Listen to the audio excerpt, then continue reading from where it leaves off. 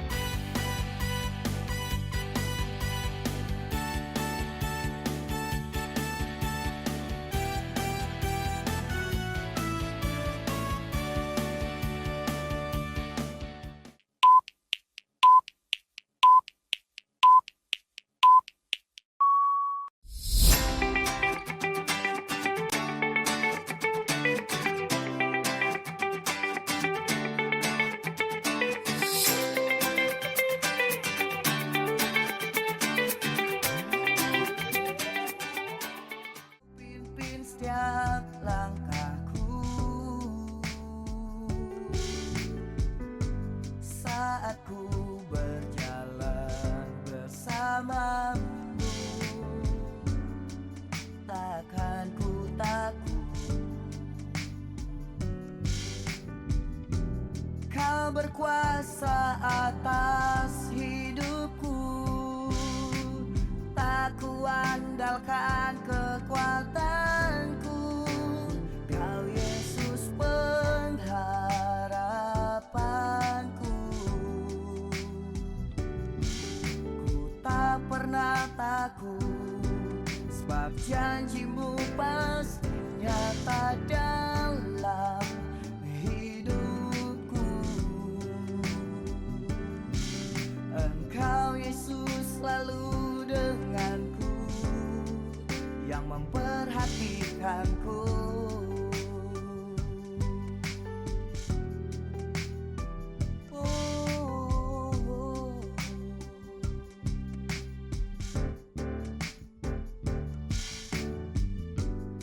Saat ku berjalan bersamamu, takkan ku ragu. Ku memandang kepadamu. Shalom, mari kita mendeklarasikan Pentakosta ketiga supaya kita memahami dan mengalaminya. Pentakosta ketiga adalah pencurahan Roh Kudus yang dahsyat di zaman now, melebihi yang terjadi di Azusa Street. Pentakosta ketiga akan mengakibatkan penuaian jiwa yang terbesar dan yang terakhir sebelum Tuhan Yesus datang kembali. Pentakosta ketiga akan membangkitkan generasi Yeremia, yaitu anak-anak muda yang dipenuhi Roh Kudus, cinta mati-matian kepada Tuhan Yesus, tidak kompromi terhadap dosa, dan akan bergerak untuk memenangkan jiwa. Pentakosta ketiga lahir di Indonesia yang bergerak ke bangsa-bangsa. Gerakan ini dari timur ke barat dan akan kembali ke Yerusalem. Pentakosta ketiga akan memberikan kuasa untuk menyelesaikan amanat agung Tuhan Yesus dan setelah itu Tuhan Yesus datang kembali. Mari kita membaca Mazmur 91 dan kita imani ayat-ayat ini terjadi dalam kehidupan kita. Orang yang duduk dalam lindungan yang maha tinggi dan bermalam dalam naungan yang maha kuasa akan berkata kepada Tuhan, tempat pelindunganku dan kubu pertahananku, Allahku yang kupercayai.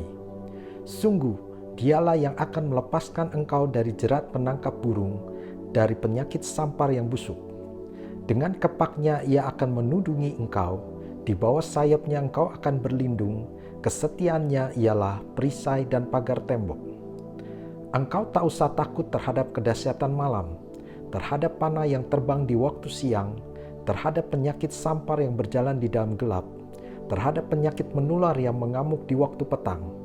Walau 1.000 orang rebah di sisimu dan 10.000 di sebelah kananmu, tetapi itu tidak akan menimpamu. Engkau hanya menontonnya dengan matamu sendiri dan melihat pembalasan terhadap orang-orang fasik. Sebab Tuhan ialah tempat perlindunganmu, yang maha tinggi telah kau buat tempat perteduhanmu. Malapetaka tidak akan menimpa kamu, dan tulah tidak akan mendekat kepada kemahmu. Sebab malaikat-malaikatnya akan diperintahkannya kepadamu untuk menjaga engkau di segala jalanmu. Mereka akan menatang engkau di atas tangannya, supaya kakimu jangan terantuk kepada batu. Singa dan ular tedung akan kau langkahi, engkau akan menginjak anak singa dan ular naga. Sungguh hatinya melekat kepadaku, maka aku akan meluputkannya. Aku akan membentenginya sebab ia mengenal namaku. Bila ia berseru kepadaku, aku akan menjawab. Aku akan menyertai dia dalam kesesakan, aku akan meluputkannya dan memuliakannya. Dengan panjang umur akan kukenyangkan dia, dan akan kuperlihatkan kepadanya keselamatan daripadaku. Amin.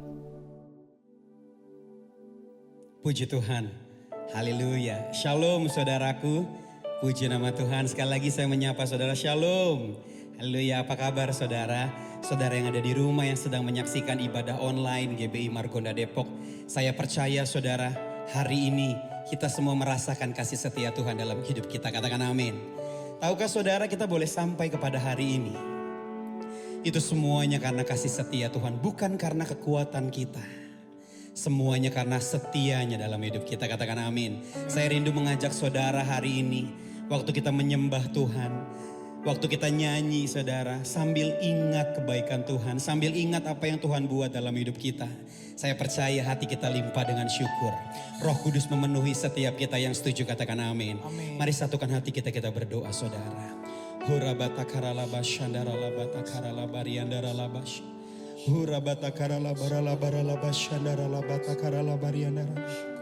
Kami bersyukur ya Tuhan hari ini untuk kasih setiamu yang tidak pernah habis dalam hidup kami. Sungguh kami merasakan Tuhan, Engkau ada di setiap musim dalam hidup kami. Tidak pernah Engkau meninggalkan kami. Bahkan sehelai rambut kami jatuh pun Kau tahu Tuhan. Sungguh kami merasakan pertolongan-Mu Tuhan sampai kepada hari ini. Dan kami cuma mau bilang hari ini Tuhan terima kasih. Terima kasih buat semua yang Tuhan berikan dalam hidup kami. Hari ini kami mau menyembah-Mu, kami mau memuji-Mu Tuhan. Kami mau masuk hadirat-Mu ya Tuhan. Penuhi kami dengan hadirat-Mu hari ini. Kami yang ada di rumah dimanapun kami berada ya Tuhan. Kami merasakan hadirat-Mu. We feel your presence in here, Lord. Terima kasih Tuhan, terima kasih. Kami rindu Engkau hadir di tengah-tengah setiap kami dari awal, pertengahan hingga akhir. Terima kasih Tuhan. Kami siap. Di dalam nama Yesus kita yang siap, sama-sama kita berkata, amin. Haleluya. Boleh kita berikan tepuk tangan kemuliaan bagi Allah kita saudaraku. Puji Tuhan. Terima kasih Tuhan buat kasih setiamu Tuhan. Terima kasih. Kau tunjukkan kasih setiamu. Kau menyediakan yang ku perlu. Kau setia, kau mulia. Dulu, sekarang, dan selamanya.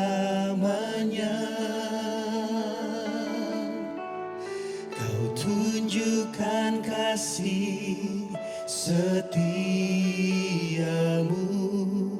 Kau menyediakan yang ku perlu.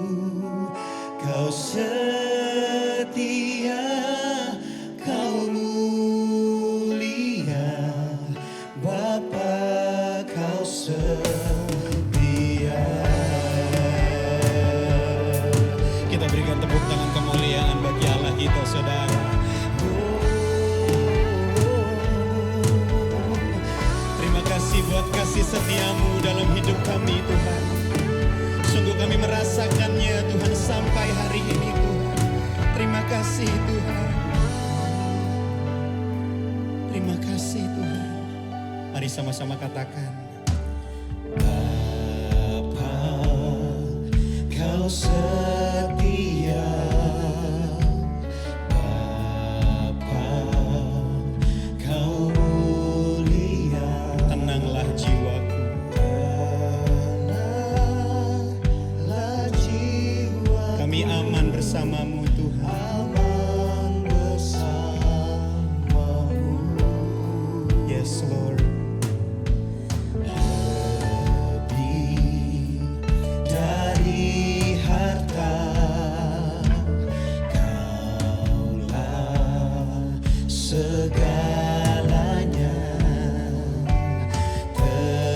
Tenanglah jiwaku dalam hadiratmu. Kau tunjukkan kasih setiamu, Kau menyediakan yang ku perlu. Kau setia, Kau mulia, dulu, sekarang, dan selamanya. Kau tunjukkan kasih setiamu, Kau menyediakan yang ku perlu. Kau setia, Kau mulia. Katakan, Bapa, Kau setia. Kau setia.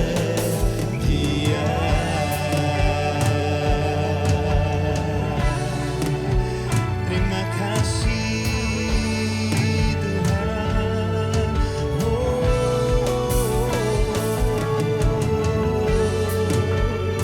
Kasih setiamu, Tuhan. Mari sama-sama sambil ingat kebaikannya, kita berkata, Bapa, Kau setia. Bapa, Kau mulia. Tenanglah jiwaku. Tenanglah jiwaku, aman bersamamu. Oh, lebih dari harta, Tuhan.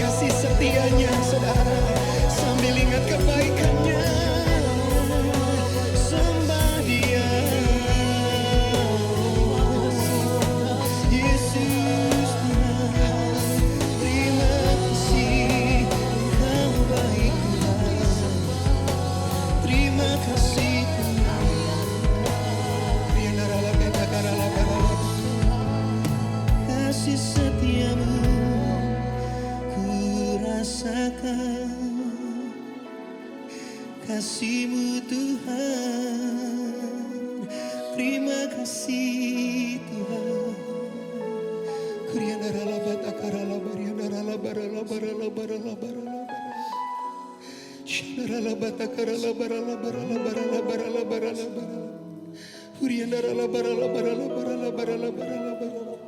Kami tidak akan lupa Tuhan kasih setiamu sampai hari ini Tuhan, setiamu Tuhan. Bahkan kami ada sampai hari ini, itu semua karena kasih setiamu Tuhan. Terima kasih Tuhan. Kasih setiamu Tuhan lebih dari hidup. Ku temukan segalanya dalam-Mu, dalam-Mu.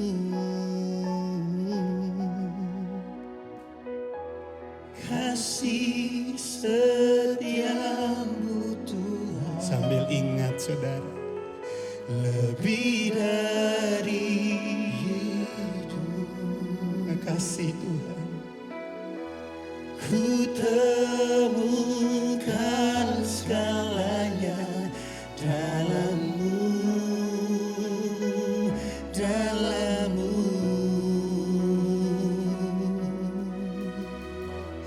Kasih setiamu Tuhan, lebih dari hidup ini Tuhan, lebih dari hidup. Kami temukan segalanya, ku temukan segalanya dalam-Mu, dalam-Mu. Kasih-Mu Tuhan, kasih setiamu Tuhan, lebih dari hidup. Terima kasih Tuhan, terima kasih. Dan ku temukan segalanya dalam-Mu. Kasih setiamu, kasih setiamu. Sambil ingat kebaikannya saudara. Lebih dari hidup. Kasih Tuhan. Ku temukan segalanya dalam-Mu, dalam-Mu. Oh, kasih-Mu, kasih setiamu Tuhan, lebih dari hidup ini Tuhan, lebih dari hidup. Ku temukan segalanya dalam-Mu. Mari angkat kedua tangan kita saudara, sama-sama katakan, kasih setiamu Tuhan, lebih dari hidup. Ku temukan segalanya dalam-Mu, dalam-Mu. Kasih setiamu Tuhan, lebih dari hidup, lebih dari hidup. Dan kami temukan segalanya di dalam-Mu Tuhan. Ku temukan segalanya dalam-Mu, ku temukan segalanya dalam-Mu. Dan ku temukan segalanya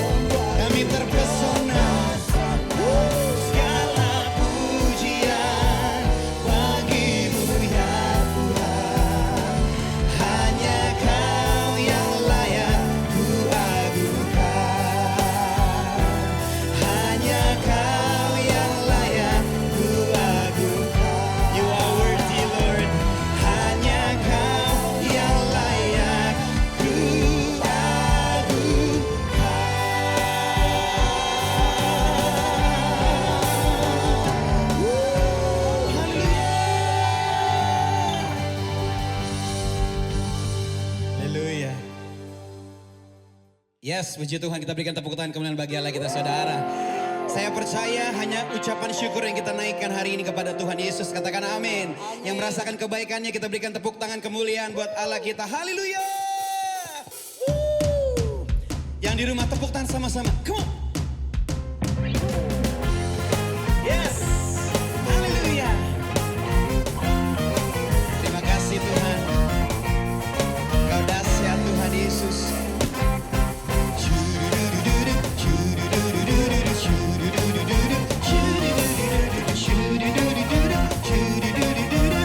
Mari sama-sama katakan, segala puji syukur hanya bagimu Tuhan, sebab Kau yang layak dipuja. Oh, kami mau bersorak, tinggikan nama-Mu. Haleluya. Sorangan.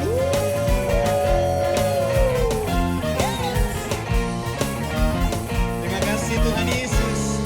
Sama-sama katakan, segala puji syukur hanya bagimu Tuhan, sebab Kau yang layak dipuja. Oh, kami mau bersorak, tinggikan nama-Mu. Yes. Haleluya. Mari sama-sama katakan, soraklah haleluya, soraklah haleluya, haleluya. Soraklah haleluya, soraklah haleluya, haleluya. Boleh sorangan.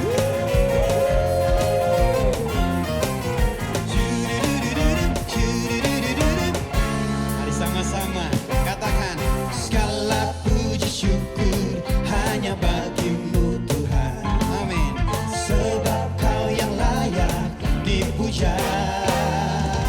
Oh, kami mau bersorak, tinggikan nama-Mu. Haleluya. Yang di rumah angkat tangan sama-sama katakan, soraklah haleluya, soraklah haleluya, haleluya. Soraklah haleluya, soraklah haleluya, haleluya. Mari sambil bertepuk tangan sama-sama. Soraklah haleluya, soraklah haleluya, haleluya. Soraklah haleluya, soraklah haleluya, haleluya. Amin. Haleluya. Sama-sama. Haleluya.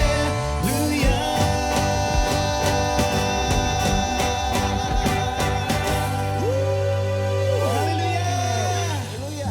Puji Tuhan. Haleluya. Shalom semuanya. Tema edisi Voice of Pentecost hari ini adalah berjalan di dalam roh, belajar dari Filipus. Kita akan melihat contoh dan ciri-ciri orang yang hidup di dalam roh dari kehidupan Filipus yang mengalami pertumbuhan rohani oleh karena ketaatan dan kesetiaannya dalam mengikuti firman serta tuntunan Roh Kudus. Ciri pertama orang yang hidup di dalam roh adalah mereka penuh dengan hikmat. Filipus adalah salah seorang diaken yang diangkat untuk pelayanan meja. Salah satu syarat yang dibutuhkan untuk posisi tersebut adalah kepenuhan Roh Kudus, yang artinya Filipus hidup dalam kepenuhan roh pada saat itu. Hal ini penting bagi orang percaya karena orang yang dipenuhi Roh Kudus akan menjadi orang yang efektif di dalam pelayanan sesuai dengan kebutuhan yang ada. Ketika hikmat diperlukan, maka Roh Kudus akan mengaruniakan. Ketika keberanian diperlukan, hal itu pun akan disediakan. Ketika kuasa kesembuhan atau mengusir roh jahat diperlukan, maka kuasa itu juga akan dinyatakan. Ketika kita penuh dengan hikmat, Roh Kudus akan menuntun dan membimbing kita sehingga apapun yang kita perbuat akan dibuatnya berhasil dan sesuai dengan rencananya. Ciri kedua orang yang hidup di dalam roh adalah mereka memberitakan Injil dengan kuasa. Setelah Stefanus dirajam oleh orang-orang di Yerusalem, aniaya yang lebih luas mulai terjadi di kalangan murid-murid Tuhan Yesus. Dan banyak dari mereka yang melarikan diri keluar Yerusalem, termasuk Filipus. Kisah para Rasul 8 ayat 5 menceritakan bagaimana Filipus pergi ke suatu kota di Samaria untuk memberitakan Injil di sana. Saya percaya karena Filipus bergaul karib dengan Tuhan, dia terus merasakan dorongan dari Roh Kudus untuk memberitakan keselamatan bagi orang lain di setiap kesempatan yang ada. Hal tersebut merupakan karya Roh Kudus dalam hati orang percaya. Singkat cerita, orang-orang di Samaria percaya kepada berita yang disampaikan oleh Filipus. Mereka membuka hati dan Roh Kudus pun bekerja dan menjamah setiap orang yang mendengar hingga hati mereka berbalik kepada Tuhan. Dalam pemberitaan Injil itu, juga terjadi manifestasi kuasa Allah dengan kesembuhan dan kelepasan yang luar biasa. Banyak orang dilepaskan dari roh-roh jahat dan disembuhkan, termasuk yang lumpuh dan timpang. Kuasa Roh Kudus dinyatakan secara luar biasa. Hal ini menggenapi apa yang Tuhan Yesus katakan bahwa tanda-tanda heran dan mujizat akan terjadi di dalam pelayanan murid-murid Tuhan Yesus. Melalui kejadian ini, kita bisa melihat bahwa Filipus yang bergaul intim dengan Tuhan dipakai menjadi alat Tuhan yang efektif dalam membawa Injil keselamatan. Kuasa Tuhan sungguh dinyatakan bagi orang-orang yang bergaul intim dengan Roh Kudus. Ciri ketiga orang yang hidup di dalam Roh adalah mereka mentaati Tuhan dengan segenap hati. Suatu hari ketika Filipus sedang di tengah pelayanan yang terus berkembang di Samaria, Tuhan mengutus satu malaikat untuk membawa pesan untuk dia. Kisah para Rasul 8 ayat 26 berkata, "Kemudian berkatalah seorang malaikat Tuhan kepada Filipus. Katanya, bangunlah dan berangkatlah ke sebelah selatan, menurut jalan yang turun dari Yerusalem ke Gaza. Jalan itu jalan yang sunyi." Dibutuhkan ketaatan yang besar untuk melakukan perintah Tuhan dengan kondisi seperti Filipus pada waktu itu. Filipus bisa saja berpikir bahwa pelayanannya masih sangat dibutuhkan di Samaria, atau belum ada orang lain yang bisa menggantikannya untuk melayani di sana. Namun, Filipus memilih untuk taat dan pergi ke tempat di mana Tuhan memerintahkan. Tanpa diketahuinya, ternyata saat itu ada seorang bendahara kerajaan dari Ethiopia yang sedang dalam perjalanan pulang ke negaranya. Dia seorang penganut agama Yahudi yang pulang dari ibadah di Yerusalem dan saat itu sedang membaca kitab Yesaya. Filipus dituntun oleh Roh Kudus untuk mendekati kereta pembesar itu dan menanyakan apakah dia mengerti arti dari ayat yang dibacanya. Ternyata dia tidak mengerti dan meminta Filipus untuk menerangkannya. Dia menggunakan kesempatan ini untuk memberitakan Injil dan bendahara tersebut pun akhirnya percaya dan dibaptis. Ini adalah contoh bahwa seringkali Roh Kudus akan mendorong kita untuk melakukan hal-hal yang mungkin tidak bisa kita mengerti. Dan dalam situasi seperti ini yang dibutuhkan dari kita hanyalah ketaatan. Dan pada waktunya Tuhanlah yang akan menyatakan rencananya kepada kita, seperti dalam contoh kehidupan Filipus. Ciri keempat orang yang hidup di dalam Roh adalah mereka membimbing keluarganya di dalam Tuhan. Bertahun-tahun kemudian, Rasul Paulus pergi untuk mengunjungi Filipus yang saat itu tinggal di Kaisaria. Kisah para Rasul 21 ayat 8-9 menyebutkan bahwa dia mempunyai 4 anak yang mempunyai karunia untuk bernubuat. Mungkinkah kehidupan rohani dari anak-anak Filipus yang demikian timbul dari hubungan yang jauh dari Roh Kudus? Hal itu tidak mungkin. Anak-anak Filipus hidup intim dengan Tuhan dan mereka bertumbuh dalam kerohanian yang luar biasa. Mereka bertumbuh dalam aspek-aspek kerohanian yang lain seperti mengasihi Tuhan, hidup dalam kekudusan, dan pelayanan bagi gereja Tuhan dari bimbingan ayahnya yang hidup bergaul dengan Tuhan. Kesimpulannya adalah bahwa iman kita tidak akan berkembang dengan sehat jika kita tidak mengandalkan firman Tuhan dan Roh Kudus. Sebab kehidupan yang intim dengan Tuhan harus dibangun secara intensional dan harus disertai dengan disiplin rohani dan hati yang lembut sehingga orang lain pun bisa merasakan dampak dari kuasa Roh Kudus melalui kehidupan kita. Saudara, untuk penjelasan lebih lengkapnya dari tim teologi kami, jangan lupa buka link yang ada di atas atau scan QR Code yang tersedia. Salam integritas, Tuhan Yesus memberkati.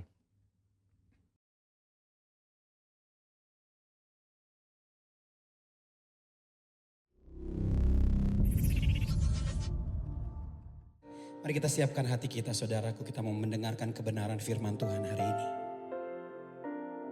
Kami merasakan kasih-Mu Tuhan ada di tengah-tengah setiap kami, Tuhan. Waktu kami memejamkan mata kami, sungguh kami merasakan Engkau hadir di tengah-tengah kami.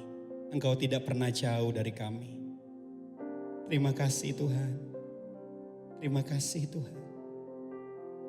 Kami angkat tangan kami menyembah-Mu hari ini.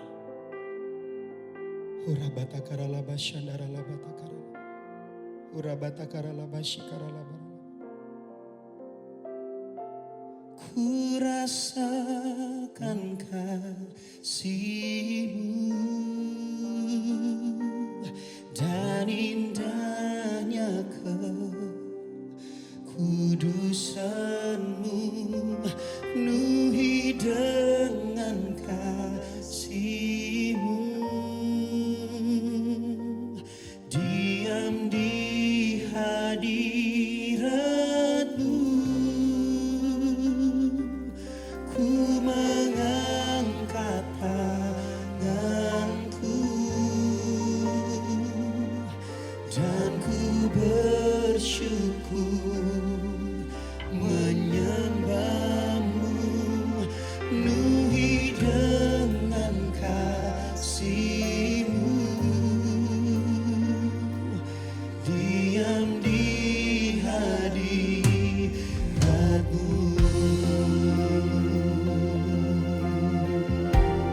Katakan ku rasakan kasih-Mu dan indahnya kekudusan-Mu, penuhi dengan kasih-Mu. Diam di hadirat-Mu, ku mengangkat tanganku dan ku bersyukur menyembah-Mu, penuhi dengan kasih-Mu. Diam di hadirat-Mu. Mari angkat kedua tangan kita, saudara. Ku rasakan kasih-Mu dan indahnya kekudusan-Mu, penuhi dengan kasih-Mu. Kami diam di hadirat-Mu Tuhan. Diam di hadirat-Mu. Kami angkat tangan kami dan ku mengangkat tanganku dan ku bersyukur menyembah-Mu, penuhi dengan kasih-Mu. Diam di hadirat-Mu. Kita berikan tepuk tangan kemuliaan bagi Dia. Ku rasakan kasih-Mu dan indahnya kekudusan-Mu, penuhi dengan kasih-Mu. Diam di hadirat-Mu Tuhan. Diam di hadirat-Mu.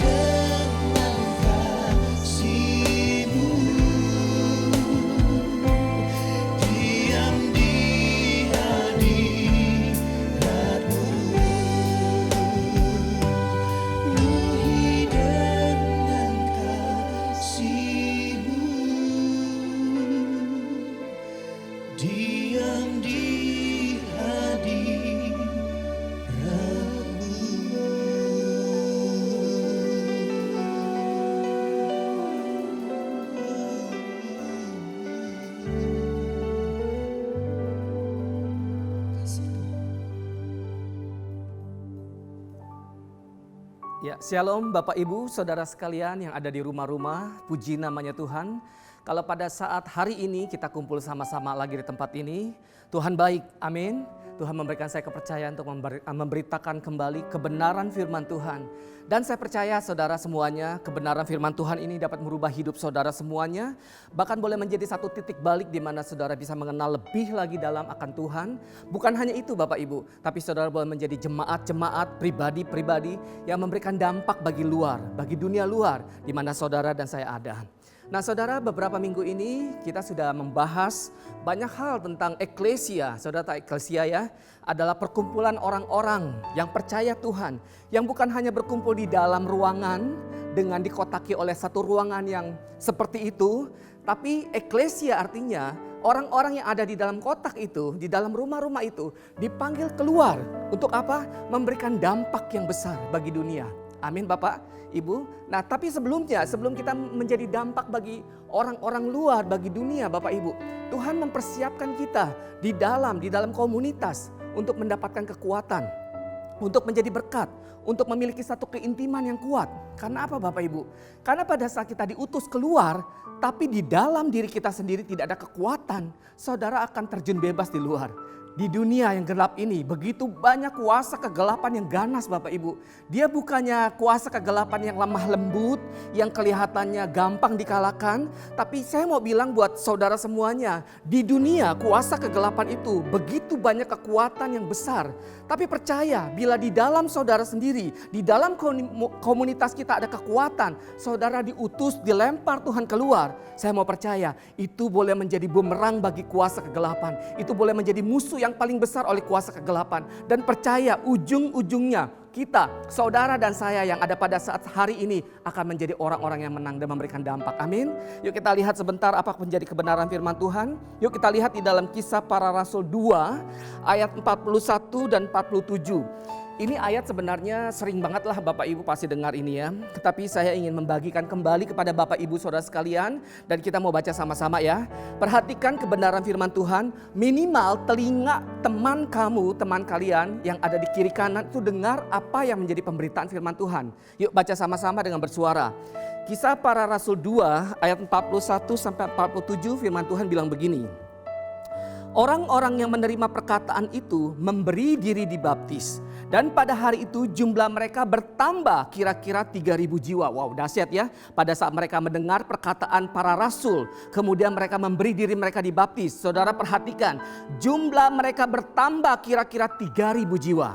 Kemudian mereka bertekun di dalam pengajaran rasul-rasul. Ada ketekunan di dalam mempelajari firman Tuhan. Ada telinga seorang murid yang terus menerus mau mendengarkan pengajaran daripada rasul-rasul. Dan di dalam persekutuan. Dan mereka selalu berkumpul untuk memecahkan roti. Istilah sekarang ini kumpul sama-sama, makan sama-sama, makan malam sama-sama setelah selesai komsel gitu ya. Dan berdoa, jangan lupa setelah makan-makan, setelah memecahkan roti, jangan lupa berdoa. Ayat yang ke-43 katakan, maka ketakutanlah mereka semua. Sedang para rasul itu mengadakan banyak mukjizat dan tanda. Dan semua orang yang telah menjadi percaya tetap bersatu. Dan segala kepunyaan mereka adalah kepunyaan bersama. Saudara bisa lihat ya, efek daripada komunitas. Mereka punya kesehatian, mereka punya kasih antara teman-teman di dalam komunitas mereka. Dan selalu ada dari mereka yang menjual harta miliknya. Lalu membagi-bagikannya kepada semua orang sesuai dengan keperluannya masing-masing. 46, dengan bertekun dan dengan sehati. Perhatikan baik-baik, mereka berkumpul tiap-tiap hari dalam bait Allah. Mereka memecahkan roti di rumah masing-masing. Dari bait Allah, dari perkumpulan komunitas di mana semua orang berkumpul, mereka berangsur ke rumah. Mereka memecahkan roti di rumah mereka masing-masing. Tusa dibilang seperti ini, dan secara bergilir mereka makan bersama-sama dengan gembira dan dengan tulus hati. 47, ini klimaksnya. Sambil memuji Allah, mereka disukai semua orang, jangkauannya lebih luas lagi. Tadi di dalam komunitas, berangsur kepada rumah-rumah tangga mereka masing-masing. Setelah itu mereka keluar, disukai semua orang. Dan tiap-tiap hari Tuhan menambah jumlah mereka dengan orang yang diselamatkan. Saudara bisa lihat bagaimana pentingnya komunitas di dalam, saudara. Pada saat mereka mendengarkan pengajaran rasul-rasul, mereka bertekun sehati, mereka punya kasih antara sesama di dalam kul itu. Di dalam kul komsel atau kul ya saudara ya, perkumpulan orang-orang atau eklesia namanya gitu ya. Kemudian mereka bertekun di dalam doa, mereka bersehati memuji Tuhan. Efeknya apa? Naik ke rumah tangga mereka masing-masing. Rumah tangga mereka dipulihkan. Setelah rumah tangga mereka dipulihkan, naik lagi ke dunia. Saudara bisa lihat bagaimana mereka bisa memberikan dampak bagi dunia yang gelap itu pada saat mereka menjadi terang di dalam kul. Saya ingat sekali Bapak Ibu Saudara sekalian, saya adalah pengkhotbah yang lahir dari kul Bapak Ibu atau komsel. Saya bukannya jadi pengkhotbah yang langsung dari kebaktian umum, tidak. Tapi saya besar di komsel. Bertahun-tahun saya ada di komsel gitu ya. Nah di komsel itu juga saya pertama kalinya bisa dengar suara Tuhan. Saya dulu berpikir Tuhan itu jauh dan Tuhan itu gak pernah bisa ngomong kepada kita gitu ya. Tapi pada saat saya mulai dimuridkan, bergabung di dalam komsel atau kul saudara atau kelompok kecil. Di situ pertama kalinya saya dengar suara Tuhan. Pada saat kita kumpul sama-sama, kita nyanyi sama-sama memuji Tuhan dengan segenap hati gitu ya, dengan segenap jiwa kita. Dan pada saat kita nyanyi kemudian ada satu acara di mana kita harus memberikan sesuatu atau kolekte atau persembahan di dalam kul.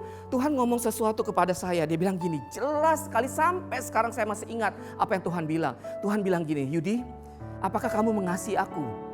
Saya bilang, ya saya mengasihi engkau Tuhan. Kok Tuhan ngomong seperti ini lagi gitu ya? Kenapa Tuhan ngomong seperti ini? Saya mengasihi engkau. Kemudian kalau engkau mengasihi aku Yud, berikan apa yang ada di kantongmu.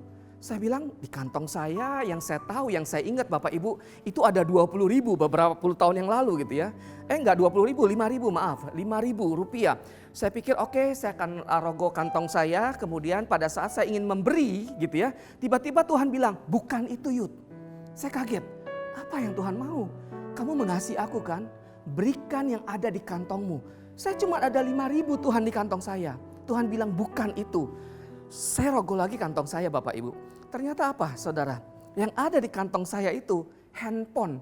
Saudara ingat ya, handphone 5110 tuh zaman dulu. Itu adalah handphone pertama kali yang paling bagus. Saya diberikan handphone itu oleh seorang saudara saya di hari ulang tahun saya. Dan zaman dulu 5110 itu adalah handphone yang mahal, mewah. Dan bagi saya seorang anak muda gitu ya, seorang mahasiswa memiliki handphone seperti itu sepertinya memiliki segala-galanya. Saya sayang dengan handphone itu. Saya kadang-kadang pamerin dengan teman-teman saya. Tapi pada saat Tuhan bilang, yes itu Yud yang aku minta. Saya kaget Bapak Ibu, ini suara Tuhan atau bukan? Tapi saya tahu percis suara Tuhan seperti apa. Pertama kali saya dengar itu, suara yang begitu tegas, suara yang begitu lembut. Yang mengajak saya dan mengatakan kalau engkau mengasihi aku, berikan sesuatu itu. Dengan cucuran air mata pada saat persembahan itu dijalankan saudara, saya ambil handphone saya. Dan saudara tahu saya buka SIM card saya, kemudian saya keluarkan SIM card saya tutup kembali. Dan saya berikan handphone itu di kantong persembahan. Dengan hati yang sakit sebenarnya. Ada satu perasaan yang sebenarnya gak rela. Sebenarnya saya jujur gak rela. Tapi ada satu kepuasan pada saat saya memberi. Pada saat saya memberikan itu, saya tahu saya sudah memberikan sesuatu yang rasanya sakit. Saudara tahu memberi harus sampai saudara merasa sakit. Pada saat itu saudara ada damai sejahtera yang melampaui hidup saya. Itu pertama kalinya saya dengar suara Tuhan di komsel. Saya gak dengar di ibadah umum, tapi saya dengar di komsel. Di komsel juga saya belajar bagaimana saya menumpangkan tangan kepada orang. Saya bisa mendengar suara Tuhan kembali. Saya bisa melihat bagaimana kuasa Tuhan untuk mengusir roh jahat itu keluar dari seseorang itu untuk keluar. Suatu hari komsel saya kedatangan seorang tamu. Seorang mahasiswa pelaut saudara. Dia datang di komsel kami. Kemudian dia duduk sama seperti biasa lah komsel kul menyembah Tuhan.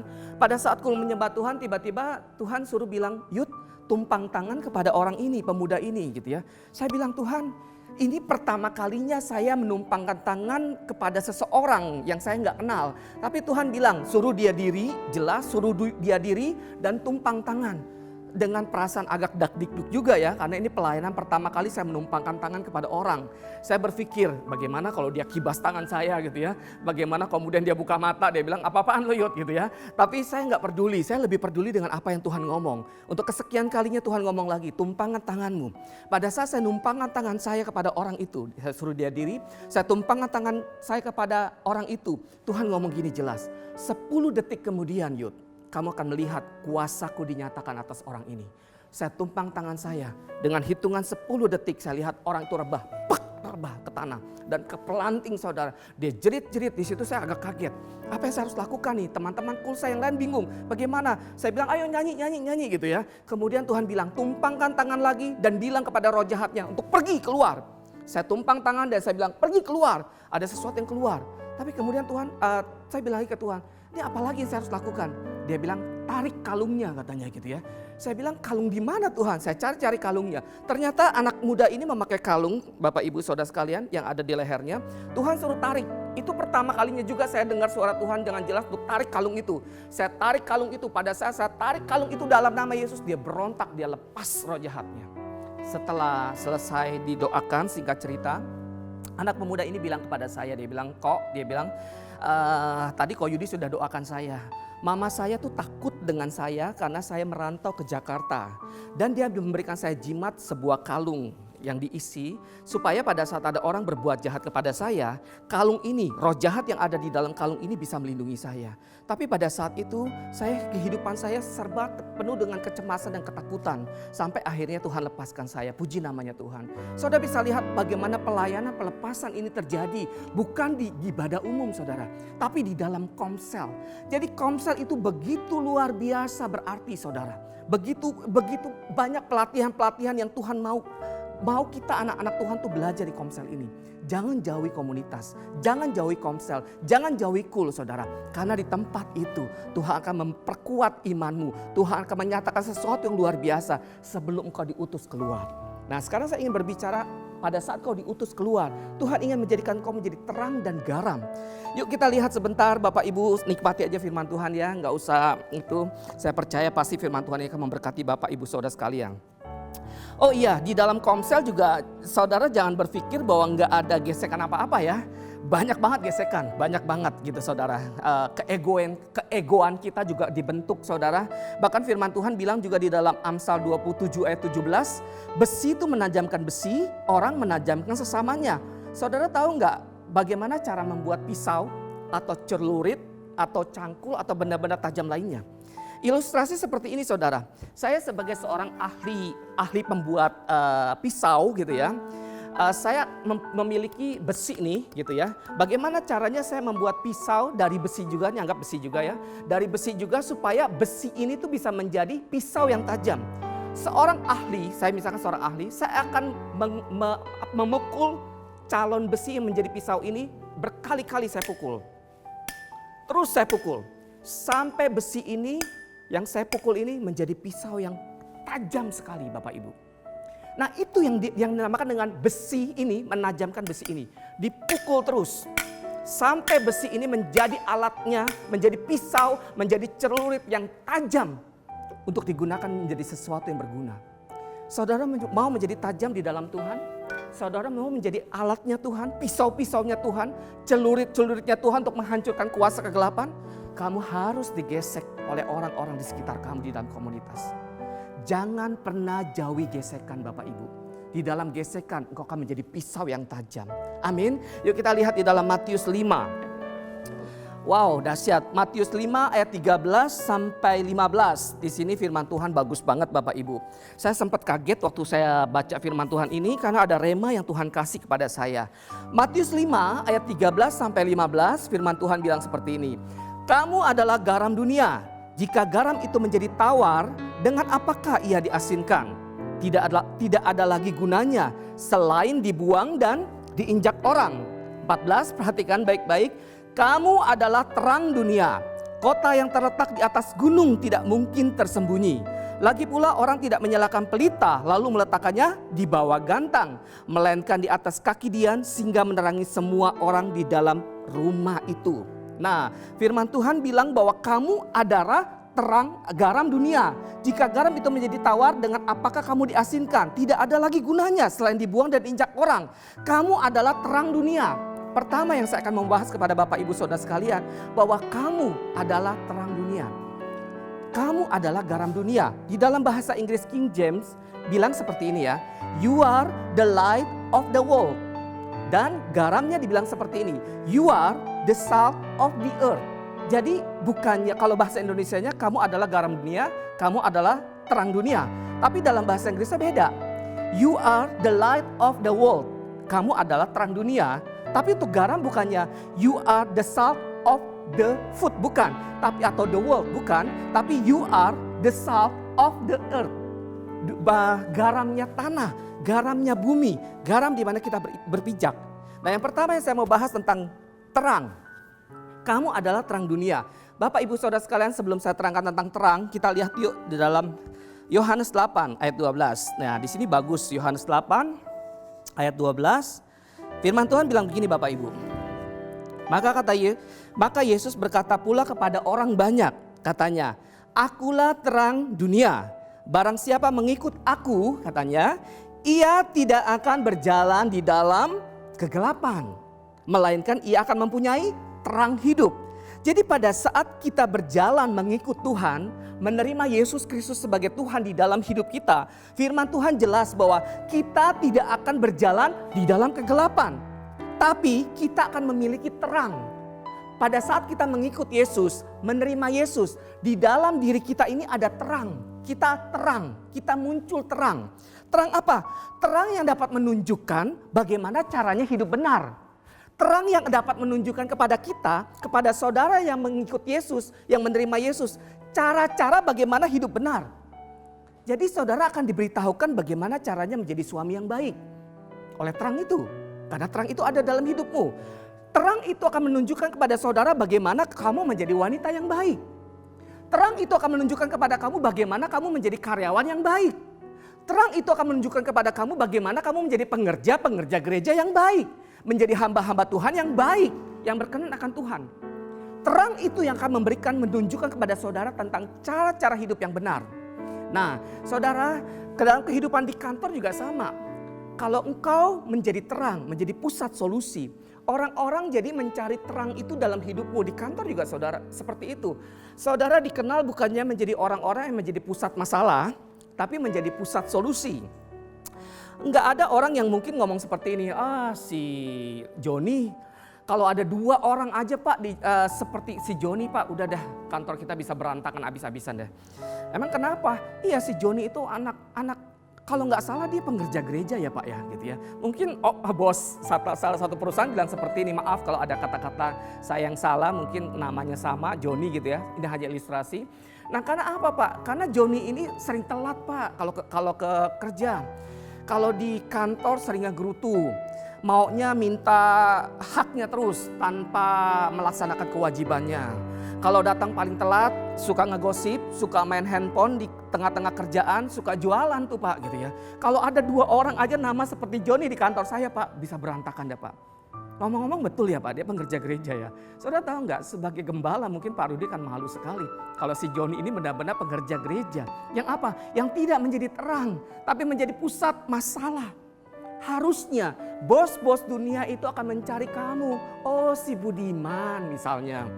Oh si Joy misalkan. Oh si Ivan misalkan. Iya kenapa tuh? Itu orangnya luar biasa deh Pak. Kirim deh Pak sebanyak-banyaknya di kantor saya Pak. Karena ini orang luar biasa kalau datang paling pagi. Kalau kerja paling rapi Pak. Dia kalau ada orang yang bertengkar, dia adalah orang nomor 1 yang menenteramkan orang-orang bertengkar ini. Ayo Pak kirim sebanyak-banyaknya orang seperti mereka. Harusnya seperti itu Bapak Ibu Saudara sekalian. Kita menjadi pusat solusi, kita menjadi terang bagi dunia. Sehingga jiwa-jiwa tuh datang berduyun-duyun menghadap kita. Kenapa sih kamu bisa seperti ini? Kok cara hidup kamu bisa baik seperti ini? Dan kamu dengan leluasa bilang, karena ada terang dalam hidupku. Karena ada Yesus dalam hidupku. Dan kamu bisa menginjil tanpa kamu ngotot menginjil. Orang-orang akan datang. Saudara tahu nggak bagaimana caranya laron ya, musim hujan ini banyak laron ya. Laron itu kalau kamu saudara kedatangan laron di rumah saudara, matiin lampu aja, laron itu akan pergi kan? Tapi pada saat saudara nyalakan satu lampu aja, apa yang terjadi? Laron itu akan berkerumun mencari terang itu kan, lampu yang saudara nyalakan ya. Sama seperti hidup kita, jiwa-jiwa akan mencari terang Bapak Ibu. Dunia yang saudara sedang alami ini, yang ada ini, begitu banyak kejahatan, begitu banyak kegelapan Bapak Ibu. Saya banyak banget mendapatkan konseling dari beberapa orang di teman FB saya, langsung japri saya, langsung WA saya, beberapa teman juga dari beberapa gereja yang di sebelah kita, banyak juga WA saya, banyak sekali orang-orang konseling kepada saya, dan saya bisa melihat, saya cuma bisa bilang, Tuhan, mereka perlu Engkau Tuhan. Karena dunia begitu banyak kegelapan, begitu banyak kuasa kegelapan yang coba menenggelamkan mereka. Sampai iblis itu enggak akan puas kalau melihat anak-anak Tuhan itu terinjak-injak, jatuh dan mati. Dia tahu persis bahwa harinya akan sebentar lagi. Dengan caranya yang super dapat saya bilang, dia enggak tidur.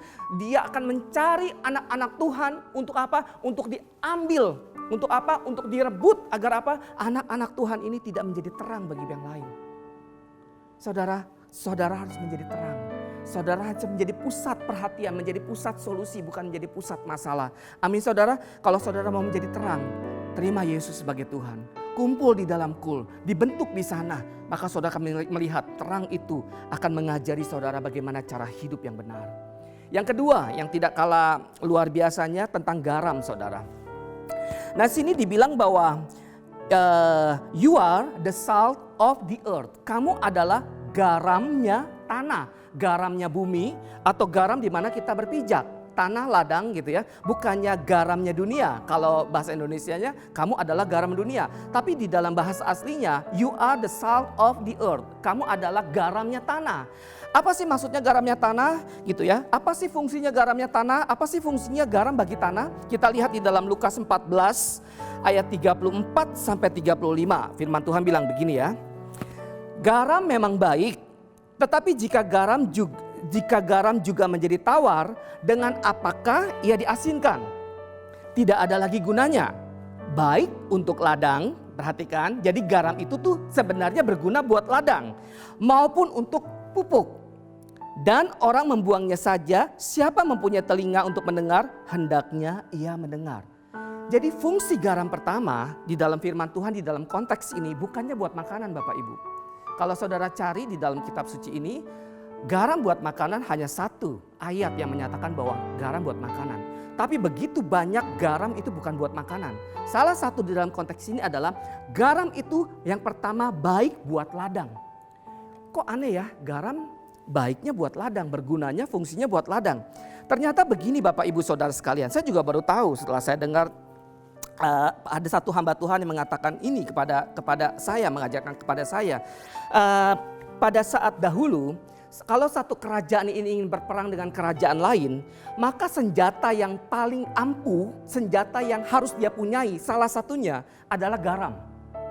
Aneh ya, garam digunakan buat senjata perang. Tapi zaman dulu iya, guna daripada garam itu adalah untuk senjata perang. Karena apa?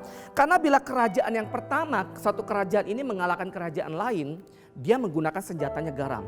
Nah, kerajaan Romawi Bapak Ibu di abad keempat sebelum Masehi, pada saat dia mengalahkan kerajaan Kartago di Afrika Utara. Setelah kerajaan Kartago ini dikalahkan oleh kerajaan Romawi, apa yang dilakukan oleh kerajaan Romawi ini? Dia akan mengirimkan garam-garam dengan ketapel-ketapel besar. Bentuknya saudara mungkin bisa lihat multimedia, mungkin bisa kasih tahu gambarannya. Ketapel besar dan garam-garam ini dilempar seperti dibom kepada ladangnya kerajaan Kartago. Jadi ladang-ladang kerajaan Kartago, ladang-ladang musuhnya kerajaan Romawi ini semua dibombardir dengan garam. Semua ladang-ladangnya diliputi dengan garam, kota-kotanya dengan garam. Alkitabiah nggak sih kata-kata ini? Alkitabiah loh. Ada satu kejadian di dalam Hakim-Hakim 9 ayat 45, saya baca. Hakim-Hakim 9 ayat 45 bilang seperti ini. Sehari-harian Amalek berperang melawan kota itu. Ia merebut kota itu dan membunuh orang-orang yang di dalamnya. Perhatikan baik-baik.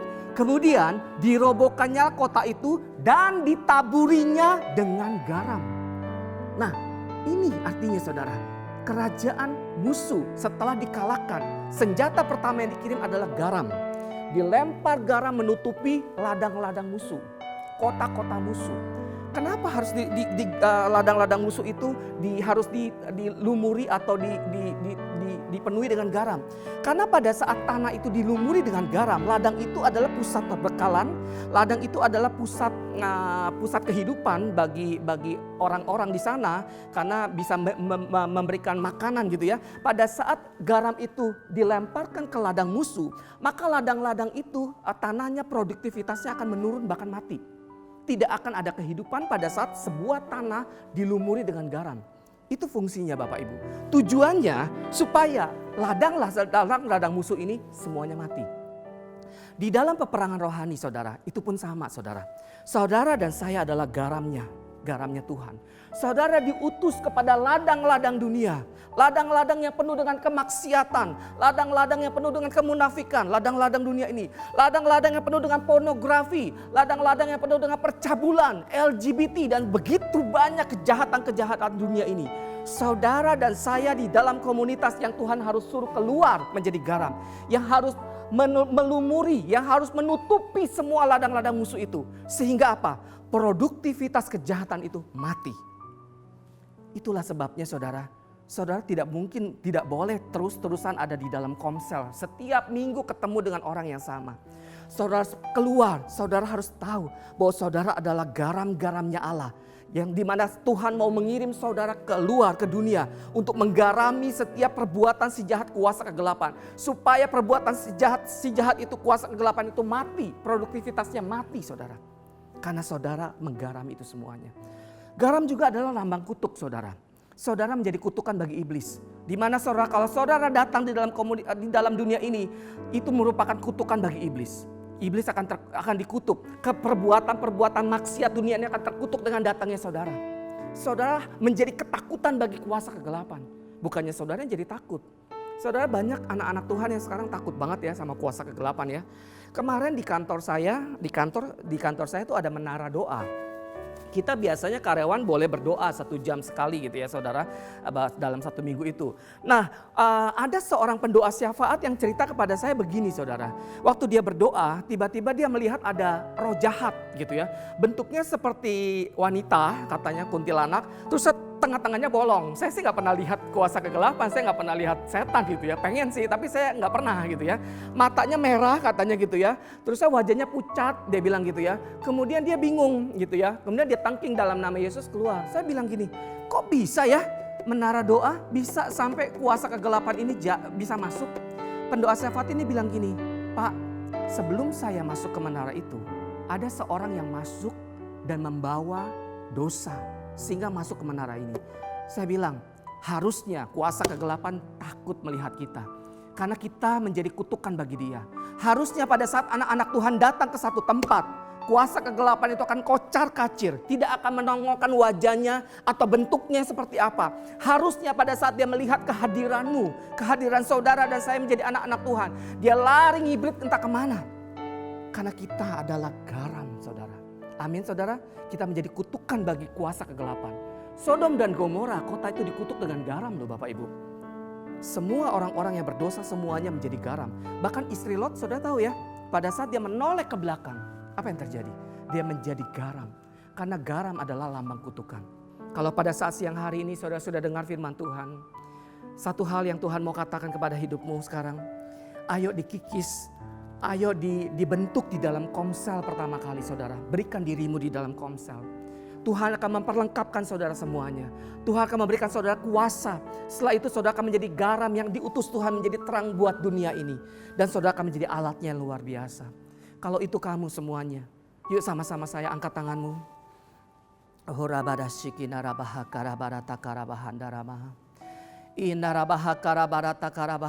Angkat tanganmu kalau itu engkau. Kalau engkau mau, engkau menjadi alatnya yang dipakai Tuhan untuk kemuliaan bagi namanya saudara. Saya mau bilang bahwa dunia itu penuh dengan kegelapan. Begitu banyak hal-hal yang jahat. Begitu banyak ladang-ladang musuh yang harusnya dimusnahkan oleh kehadiran saudara dan saya.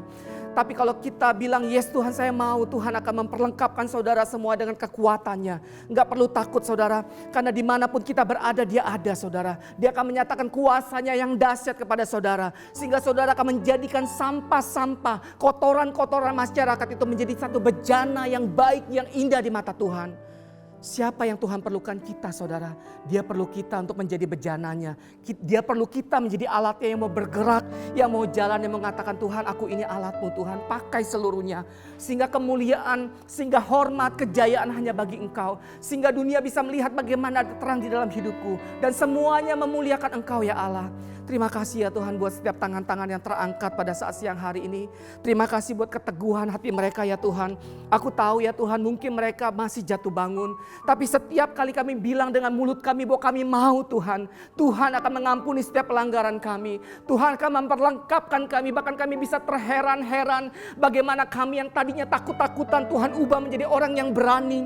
Bagaimana orang yang tadinya tidak pandai berbicara Tuhan akan perlengkapkan kami. Sehingga kami boleh menjadi orang yang bisa berbicara dan pandai berbicara untuk menyatakan sesuatu tentang Engkau.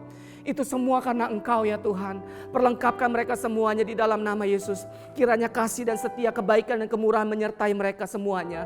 Mulai hari ini, Maranatha sampai Tuhan Yesus datang kali yang kedua. Terpujilah bagi namamu ya Allah yang baik. Terpujilah bagi namamu. Di dalam nama Yesus, kami semuanya sudah berdoa dan mengucap syukur. Haleluya. Mari semuanya angkat tanganmu untuk menerima berkat Allah. Tuhan memberkati dan melindungi engkau. Tuhan menyinari wajahnya kepadamu dan memberikan kau kasih karunia. Tuhan menghadapkan wajahnya kepadamu dan memberikan kau damai sejahtera. Kembalilah ke pekerjaanmu masing-masing, ke kesibukanmu masing-masing dengan membawa berkat dari Bapa di surga. Berkat yang menjadikan kau naik dan tidak menjadi turun. Menjadi kepala dan bukan menjadi ekor. Kasih sayang daripada Tuhan kita Yesus Kristus dan persekutuan yang lembut dengan Roh Kudus yang memberikan engkau senantiasa kekuatan. Mulai hari ini, besok sampai Maranatha, menyertai saudara semuanya ada di rumah-rumah. Urapan Tuhan kiranya menjamah engkau. Kasih setia kiranya meneguhkan engkau semuanya sehingga engkau menjadi pribadi yang berbeda setelah keluar dari tempat ini. Terpujilah bagi nama Allah yang hidup dan besar. Di dalam nama Yesus kami sudah berdoa dan mengucap syukur. Haleluya. Sama-sama saya katakan amin. Puji namanya Tuhan dan Tuhan memberkati.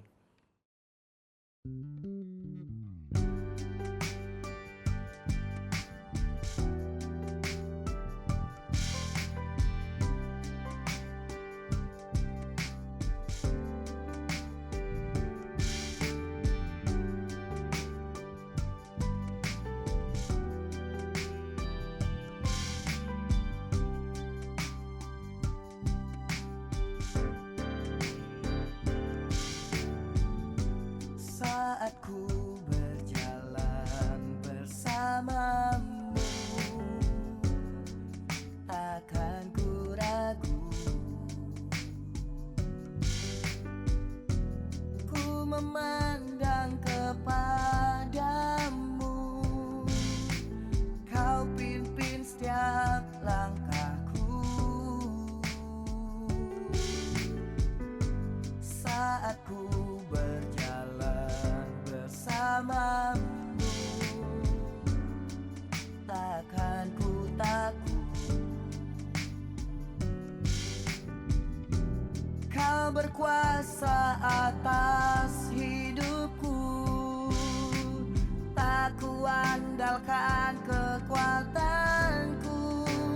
Kau Yesus pengharapanku. Tak pernah takut, sebab janjimu pasti nyata dalam hidupku. Engkau Yesus selalu denganku, yang memperhatikanku.